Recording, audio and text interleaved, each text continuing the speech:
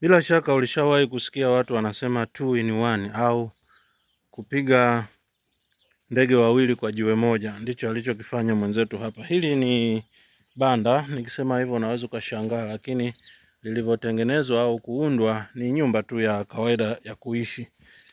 Ambacho kinatenganisha tu au kinatofautisha kidogo ni kwamba yenyewe haina vyumba kwa ndani, yani ni kama hall, ni kama ukumbi.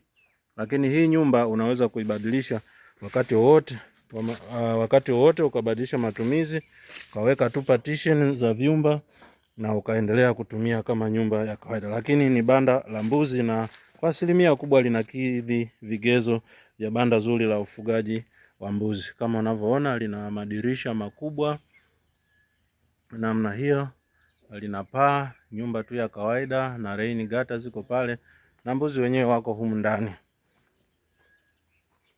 Naona na ndani kumewekwa kichanja kama tunavyosisitiza. Mojawapo ya sifa kubwa sana na ya muhimu kwenye banda la mbuzi ni lazima uhakikishe kunakuwa na kichanja. Na huyu mwenzetu ametumia mabanzi ambayo yanatumia gharama ndogo kulinganisha na mbao.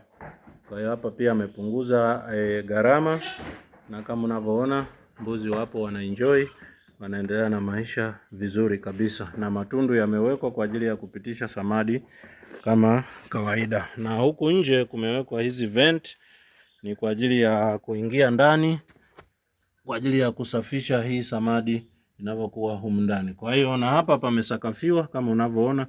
Kwa hiyo siku ukiamua kubadilisha matumizi, unatoa tu mbuzi, unatoa hii samadi, unaziba hizi venti, na unaona tayari msingi wa vyumba ulishawekwa.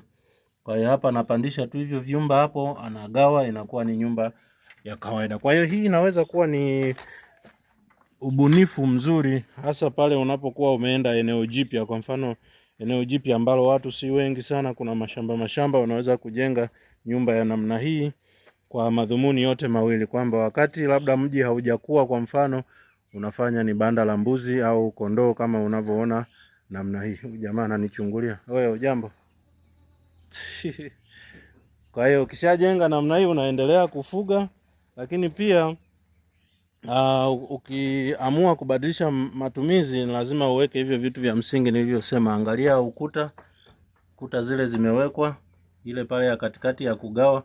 Kwa hiyo ukiamua kubadilisha matumizi na imewekwa kabisa renta na zege kama kawaida, ila tofauti yake ni kwamba hapa hapajawekwa udongo. Kawaida hii ingekuwa ni nyumba ya kawaida, hapa pangekuwa pamejazwa kifusi kwa ajili ya kutengeneza sakafu ambayo itaanzia kwenye level hapo ambayo mbuzi wanakaa.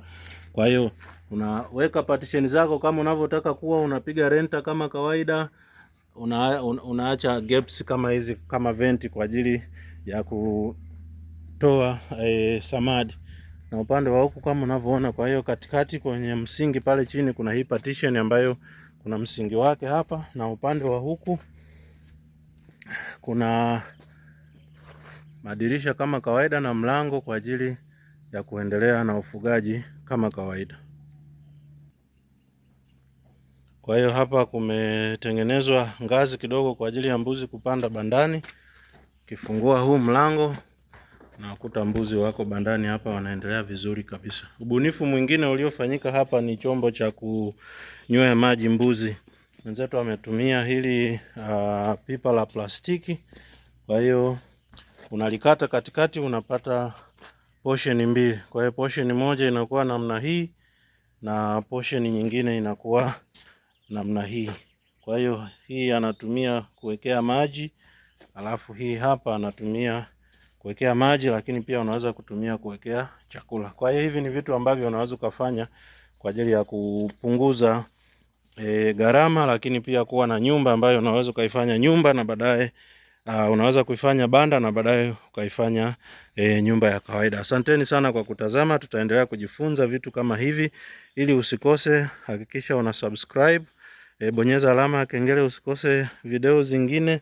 Lakini pia kama una swali, unahitaji ushauri zaidi, unahitaji kujengewa mabanda ya mtindo huu, tuwasiliane, nitakupa namba ya fundi atakuja kukujengea vizuri kabisa. Asante sana kwa kutazama.